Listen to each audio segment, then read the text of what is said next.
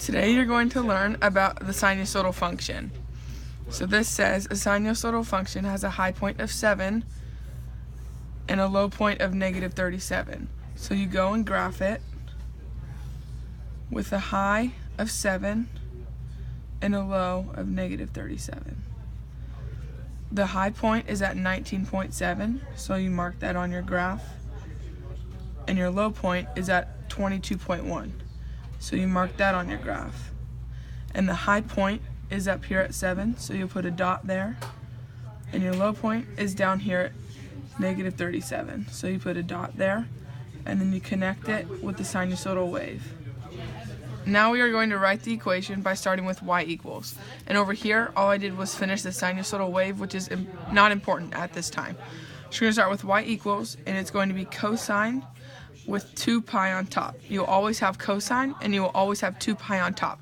Now to find this factor on the bottom, you're going to take the 22.1 right here minus the 19.7 to find the difference from this dot to that dot.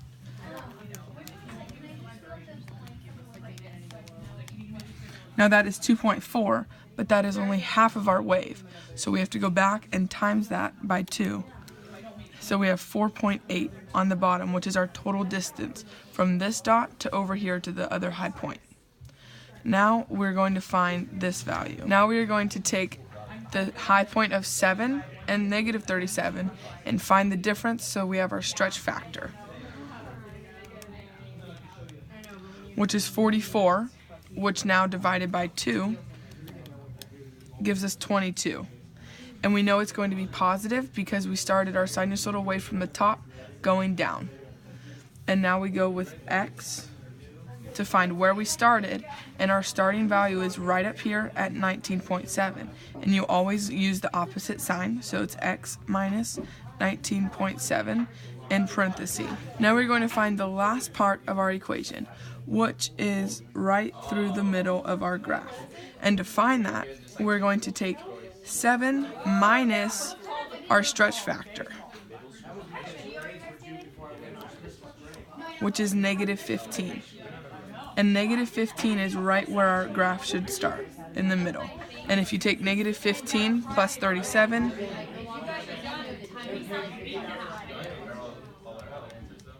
it should factor out to what your stretch factor is.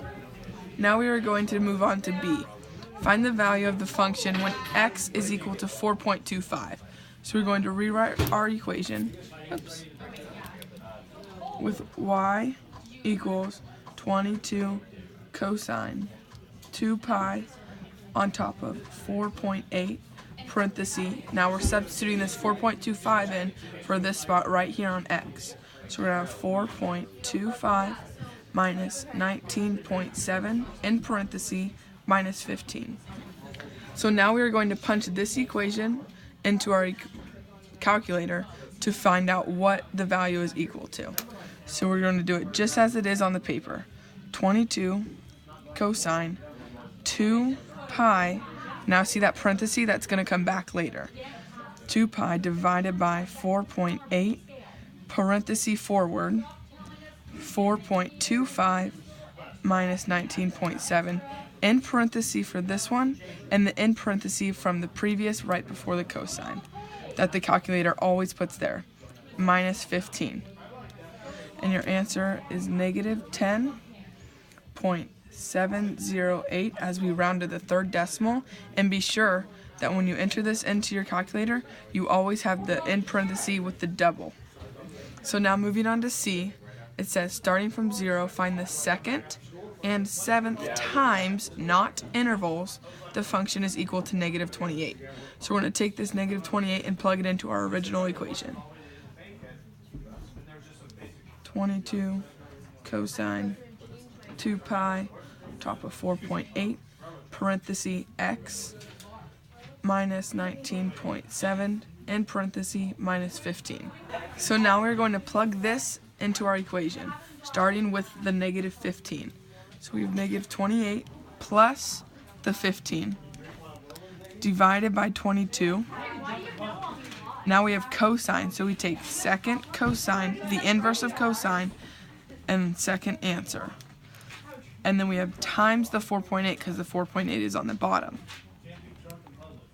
Now divided by 2 and then divided by pi, as in 2 steps. So divide by 2 and divide by pi. And our last step is plus the 19.7,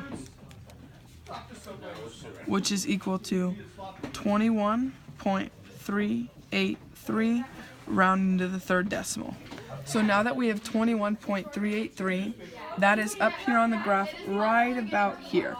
It won't initially matter where you put it on the graph. So now we have to find a point on either side of the sinusoidal wave. So we're going to pick right here. So now to find this dot, we're going to take the dot we did find already, which is 21.383 over on the calculator, minus our high point, which is at 19.7. which is 1.683. So the distance between here and here is 1.683. So now that that's the difference from here to that dot, we know that that's the distance from this point to this dot that is unknown. So we're going to take the 19.7 minus this answer. So now we know that this dot is 18.017. So now for each dots that we have found, we're going to take our p-value, the distance from this dot to that dot, and subtract it so that we can find the second and seventh times. So we'll come 18.017 minus 4.8. And it's going to be a long list. Minus 4.8. And you want to go all the way down until you hit 0 or negative. And once it goes negative, just put an N.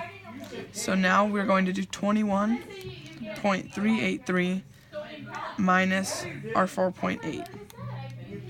And you get 16.583. And again, 11.783. And repeatedly until you get low enough. 9 and 2.183, and you know the next one will be negative. So now that we have all of our positive values, we are going to find the second and seventh time this equation is equal to negative 28, which we have already found those 2 points. So we start with the positives, and all of these are lined up so they go together. The first positive is here, the second right there. So our second time is 0.617. So now we need the seventh. So 1, 2, 3, 4, 5, 6, 7. So our seventh one, this was our second. Our seventh one is right here. So our seventh time is 16.583. This is a sinusoidal function that has 2 low points, which is unlike the one we did up here, which has one high point and then another and then a low point. So on this equation, it gives you your first low point, which is negative 30, and that's at the value x equals 21.3. And then the next low point is at negative 30 again, and it's at 23.9.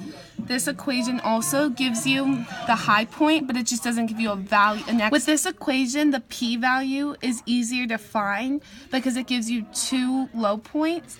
And instead of having to find the distance between the high point and the low point and then doubling it, you can just subtract 23.9 minus 21.3 to get the p-value of 2.6. For reference, you can go back to number 1 and look at part B, but for this one, we just plugged in negative 3 into the x value of this equation, and we got an answer of negative 12.751. For part C, we plugged in negative 28 into the equation for the y value, and then we did the same thing back up at part C in the first problem, and we solved it out to get a list of values, which then we were able to find the fourth term, which is 3.353, and the seventh term, which is 8.047. Make sure to pause your video at this time so that you can get the answers to problem number 3 and number 4, which are the same as problems that we did back on the front. So if you need any help, make sure to go back to the front of the page and rewatch the video.